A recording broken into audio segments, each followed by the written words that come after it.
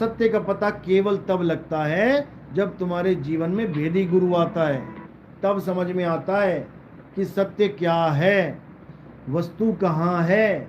वस्तु है तुम्हारे पास, लेकिन तुम्हें वस्तु का बोध नहीं है। वस्तु कहीं ढूंढे कहीं कैसे लागे हाथ, गुप्त वस्तु तब मिले भेदी लीजे साथ। वस्तु तुम्हारे पास है, जैसे मीराबाई मूर्ति लेके घूमती थी, कृष्ण जी की मूर्ति लड्डू गोपाल की लेके घूमती थी।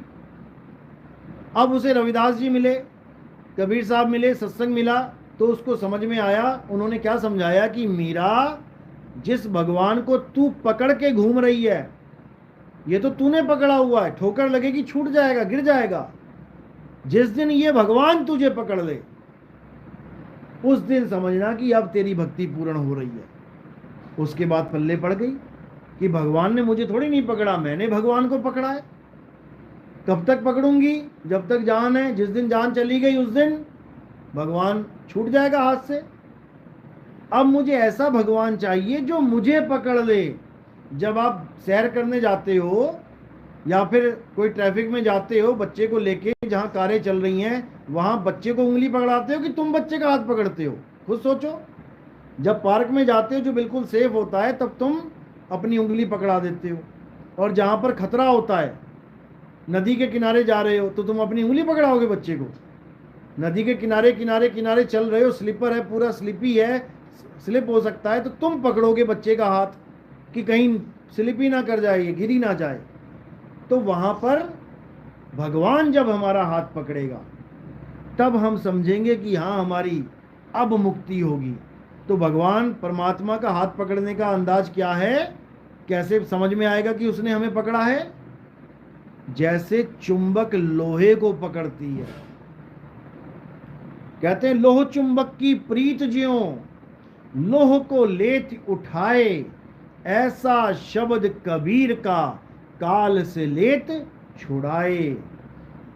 कहते हैं जब तुम्हें ऐसा अनुभव होने लगे कि चुंबक की तरह मुझे कोई खींच रहा है, अब समझना कि अब तुम्हारी गति होगी, नहीं तो गति नहीं होगी। ये मालिक की मौज होती है जब चुंबक की तरह खिंचाव शुरू होता है। इसी को वाणी में बोला गया, तोड़ी ना टूटे, छोड़ी ना छूटे।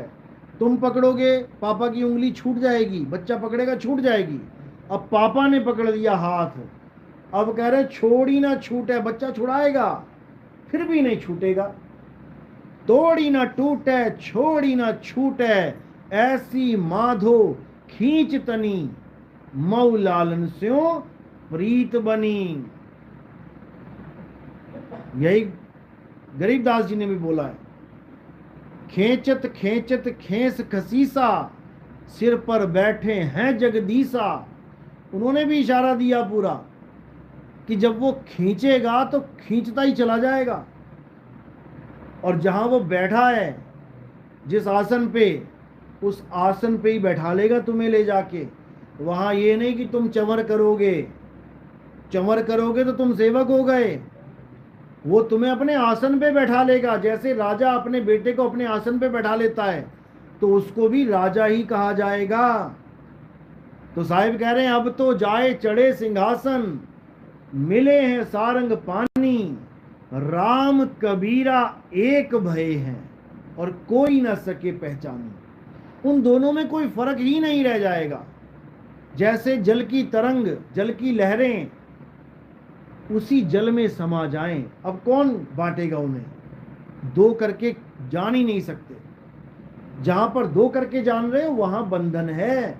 वहां एक उच्च अवस्था में और एक नीच अवस्था में बैठा हुआ है। तो साहिब कह रहे हैं, एक कहूं तो है नहीं, यानी लहरों को और समुद्र को हम एक नहीं कह सकते, क्योंकि समुद्र तो एक ही है लेकिन लहरें अनेक हैं। एक कहूं तो है नहीं और दो कहूं तो गारी। जब समुद्र शांत हो गया और वो सारी लहरें समुद्र में समा गईं, अब दो कौन कहेगा उसको? अब दो नहीं कह सकते। दो कब तक था? जब तक अशांति चल रही थी, जब तक मन माया की लहर में ये जीव दौड़ रहा था, जब तक ये मालिक से अलग था।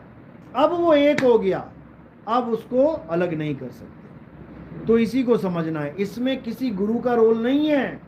इसमें गुरु के ज्ञान का रोल है। गुरु के ज्ञान को समझो अच्छी तरह। गुरु की देह के पीछे नहीं पड़ना है कि तुम देह की आस लगा के बैठे हो, जी मुझसे भक्ति नहीं होती, मेरा गुरु ही लेके जाएगा। अरे भाई, गुरु ने तैरना सिखा दिया, तुम तैरोगे, पार होगे। पता लगा तुम गलती से गिर गए कहीं पे और तुम कह रहे हो नहीं जी मुझे नहीं आता तैरना, गुरु आएगा बचाएगा, तो डूब जाओगे। क्योंकि गुरु शरीर नहीं, गुरु ज्ञान है। जो तैराकी है उसकी वजह से गुरु तैराक कहला रहा है, और तुम भी तैराकी की वजह से ही तैराक कहलाओगे। गुरु कभी बचाने नहीं आता, गुरु का ज्ञान बचाता है।